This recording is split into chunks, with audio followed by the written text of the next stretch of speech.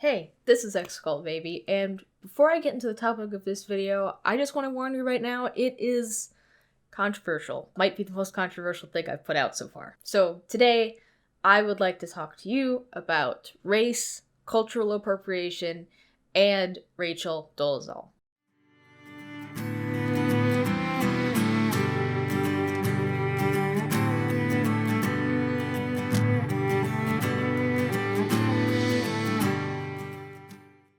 So, as I am currently quarantining myself at home, as many of you are, I have been watching a lot of documentaries. And one of the ones that I watched recently on Netflix was called The Rachel Divide, and it's about this woman named Rachel Dolezal. If you don't know who that is, she was the spokesperson for the NAACP, the president of the NAACP chapter in Spokane in 2015. And in a TV interview from a local news channel, she was outed as being white.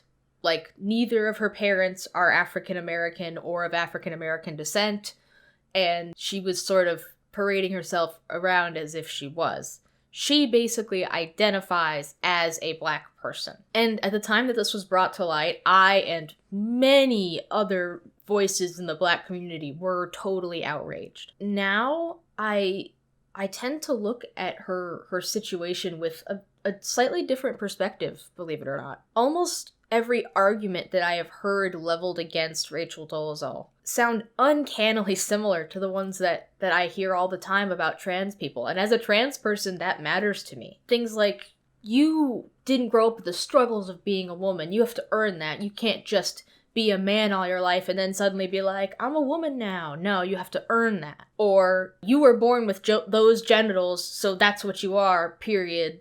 That's what the science says. And this other argument that's like, oh, well, you were born this other thing, so when you say that you're something else, you're just putting on a costume of the stereotypes of that gender, and you're not really that gender. You're just making a mockery of it. So, the similarities in these arguments between what has been levied at Rachel Dolezal and what, the arguments that I just talked about that are often levied towards the trans community, the similarities are a little bit disturbing. So I decided, having thought that I would think a bit more about this topic and not just stick with my intuitive response of, she's wrong, it's different, because maybe if I look into it a bit more, the differences aren't as big as I think. So first of all, let's talk about cultural appropriation, and is identifying as a race that you were not born as cultural appropriation.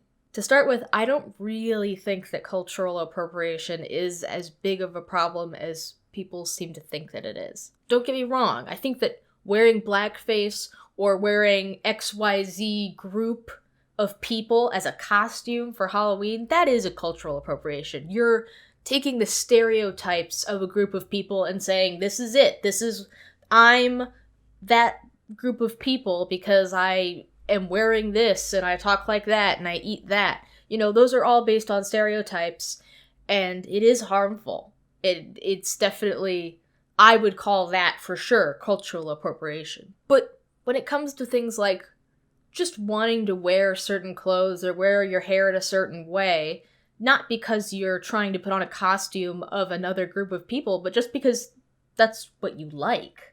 You think it's fashionable, you think it looks cool, and you want to wear it.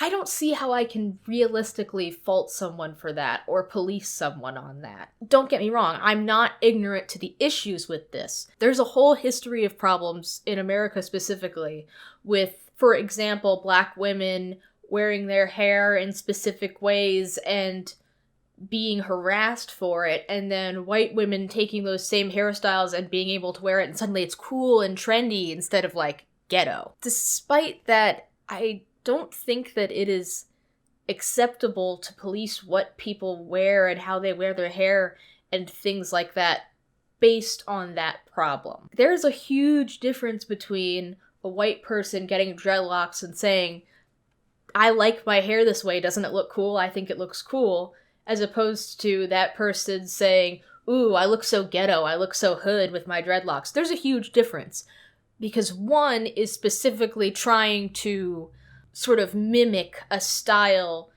based on a stereotype, and the other is just wanting that because they like it. And I just don't see how there's anything wrong with that. Even if it's your culture's tradition to do things a certain way, or to have certain things, to wear certain things, to have your hair certain ways, certain face paints, whatever. No matter what it is, if somebody else sees that without any of the cultural significance, and is just like, I think it looks cool, I'm gonna do it, what really is the harm in that? As long as they're not doing it specifically to make a mockery of, or to put out a costume of another group of people that they are not members of, what's the problem with that? You don't have ownership of a certain way of looking just because that's something that is culturally traditional to a group of people. You don't own it just because of that. So, cultural appropriation aside, let's talk about what race even is. We generally think of race as being these distinct differences between different groups of people based on skin color, certain facial or bodily features, or hair color and texture, things like that. We tend to think of these distinctions that we classify race by as being very clear-cut, but in reality, the lines between race are a lot blurrier than that. As far as DNA goes, there's really not that much variation between members of different racial groups. There are actually studies that show that two members of the same racial group might have more differences in their DNA than two members of two different racial groups might have in their DNA. They might have more similarities in their DNA being part of different racial groups. Besides DNA, the other things that we use to classify and distinguish between different races are also usually not very solid. For example, look at me. I'm biracial. My dad is black. My mom is white. And when people look at me, they might identify me as light-skinned, they might identify me as mixed, they might identify me as black, but the odds of somebody saying that I was white are minimal at best, but just really unlikely. People would kind of look at me weird if I identified myself as white, but they wouldn't look at me weird if I identified myself as black, even though I have as much white in me as I do black.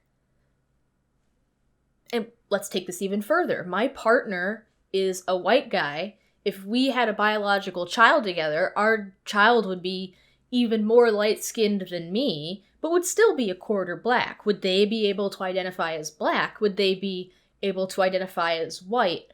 Would they only be socially allowed to identify as mixed? I mean, where exactly are we drawing the line in what classifies as what race? My point in all of this is that the classifications that we use to distinguish different races and to categorize ourselves are actually pretty arbitrary. These are social distinctions that we have made as a social species. We draw these lines in the sand, but those lines don't necessarily exist outside of a social context. And none of this is to say that because race is largely just a social construct, it's completely meaningless. In fact, I would say that the only significance of race in the real world is how we treat it, socially speaking. People with darker skin, and not just of African American descent, but pretty much anywhere in the world that isn't European descent, have been treated with inequality.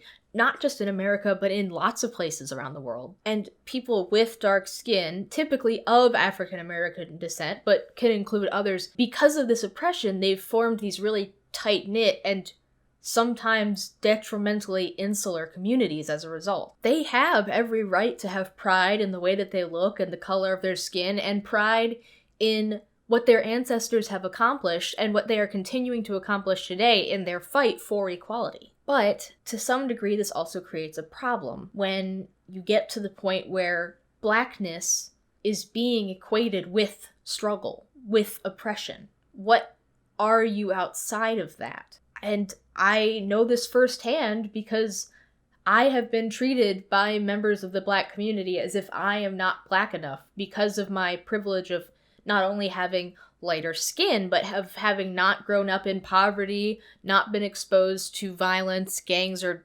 drugs, and not ever having really any kind of ugly run-ins with the law. I am considered white for that. So I'm not entirely accepted by white people because I'm too dark to be white, but I don't have enough struggle to be black.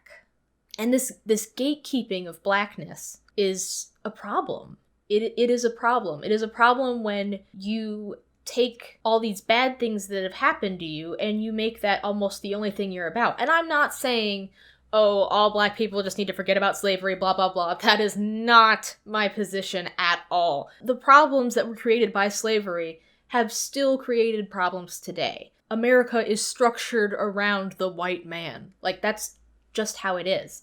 And racism is still alive and well. It's not that those aren't things that you should be fighting for, but the gatekeeping within the community that comes with that, where you're saying if you haven't struggled, you're not black enough, that is an issue. At the end of the day, gatekeeping is not going to solve any of these racial problems. So, having talked about all of that, what about Rachel Dolezal? What about transracialism? As far as Rachel personally, I believe that she's changed her name actually, and I can't remember what it was. As far as she goes personally, I can't attest to anything that she's thinking or feeling, or what her motivations were in doing any of the things that she did.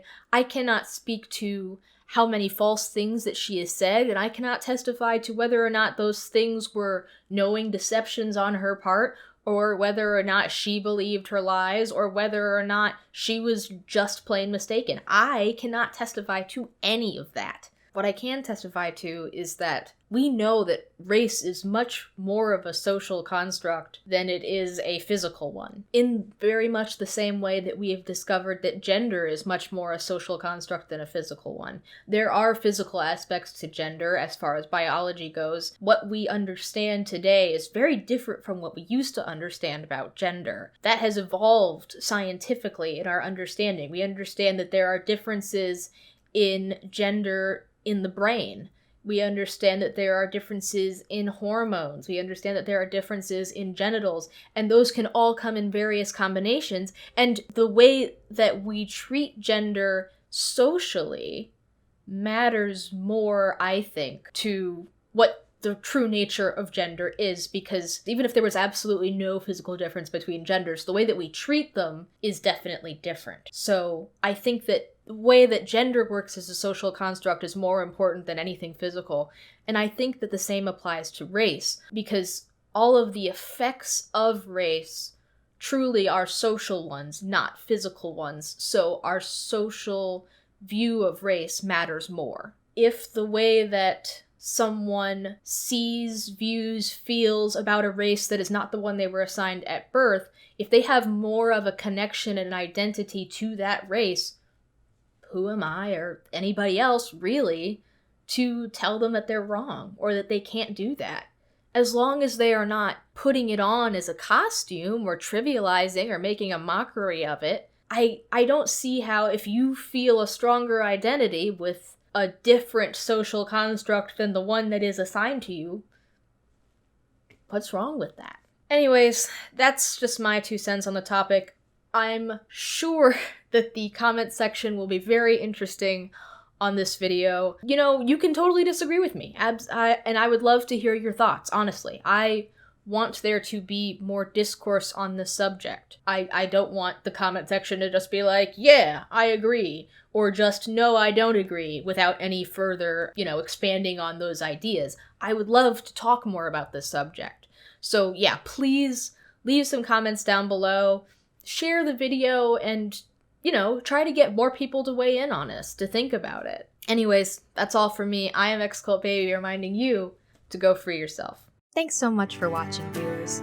If you enjoyed this video, don't forget to click like, leave a comment letting me know what you think, subscribe and ring the bell to see more from me in the future, and share this video with anyone who might enjoy it. My social media links and my email address are in the description if you want to contact me or follow me on any other platforms. An extra special thanks to all of my patrons. I really appreciate your generosity and support. If you'd like to support me and this channel, links to my Patreon, PayPal, Amazon wishlist, and Teespring are all in the description. Thanks so much for your support.